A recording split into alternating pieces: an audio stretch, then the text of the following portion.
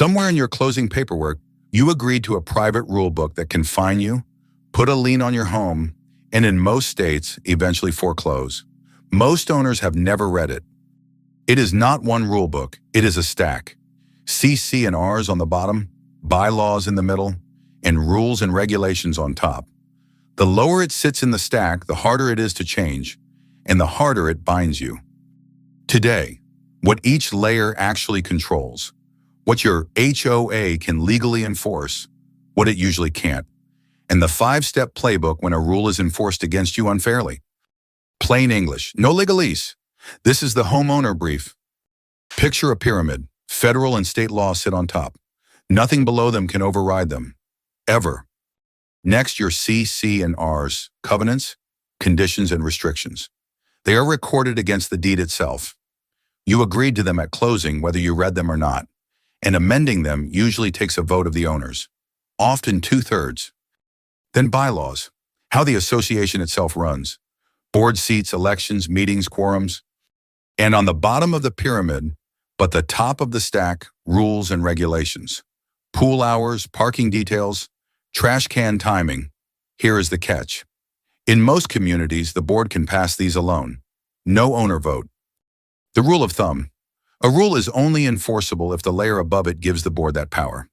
A rule that contradicts the CC&Rs or state law is generally not a rule at all. Keep that test in your pocket. It decides almost everything that follows. So what can they usually enforce? The classics when they are written into the CC&R's exterior appearance.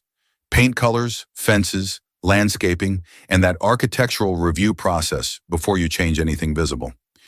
Parking on private streets, commercial vehicles, RVs and boats in driveways. Pets, counts, sizes, sometimes breeds, and noise and nuisance standards. Rentals. Many CC&Rs cap how many homes can be rented or set minimum lease terms. In most states, properly adopted rental restrictions hold up. One more reason renters to be, and investors, must read the documents first. And dues and special assessments, with the lien and foreclosure power behind them. That power is real. We made a whole briefing on it. Link below. Now the other list, where the pyramid's top layer pushes back. The U.S. flag. Federal law, the Freedom to Display the American Flag Act, means an HOA generally can't ban you from flying it, though reasonable size and placement rules can still apply. Satellite dishes under about a meter. The FCC's OTARD rule generally protects them on property you own or exclusively use. Solar panels.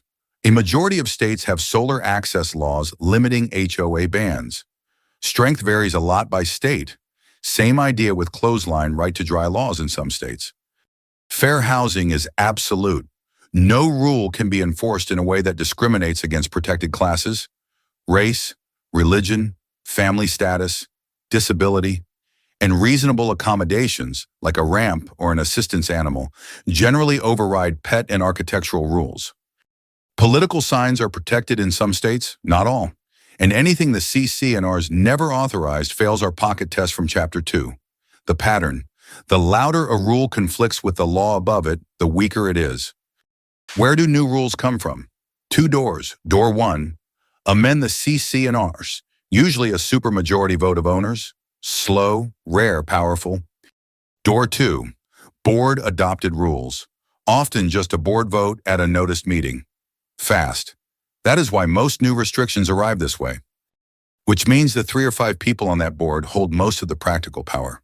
Board elections are not a formality, and minutes tell you how that power is being used. Many states require new rules to be distributed to owners before they are effective, and some require open meetings. Your state statute and your bylaws set those guardrails. Check both. A violation letter shows up. 5 steps, in order. 1 tornado, make them point to it. Ask in writing for the exact provision, which document, which section. A surprising number of violations cite a rule that does not exist or that the board had no authority to adopt. 2. Check the pyramid. Does the rule conflict with state law, fair housing, or the CC&Rs above it? 3. Check the process. In most states, you are entitled to notice and an opportunity to be heard, often a hearing before the board, before fines stick. 4. Check consistency. Selective enforcement, fining your flag while ignoring your neighbors, is one of the strongest defenses an owner has. Document the comparisons, photos and dates. 5. Escalate in writing. Board first, then your state's HOA agency or ombudsman if it has one, then a real estate attorney. Paper trail beats phone calls. Every time. And if the conduct crosses from enforcement into harassment, there is a separate briefing for exactly that. Linked below. Before you buy, or tonight if you already own, pull 3 documents, the CC&Rs, the bylaws, and the current rules and regulations. Skim for the 4 flashpoints: rentals, parking, pets, and architectural control. Those 4 start most HOA fights. If you are buying, do this before your review deadline. The full buyer's walkthrough is in our condo documents briefing, linked below. Rules vary by state and by community. This is education, not legal advice. Check your own documents and your state statute. Subscribe for one plain English brief at a time.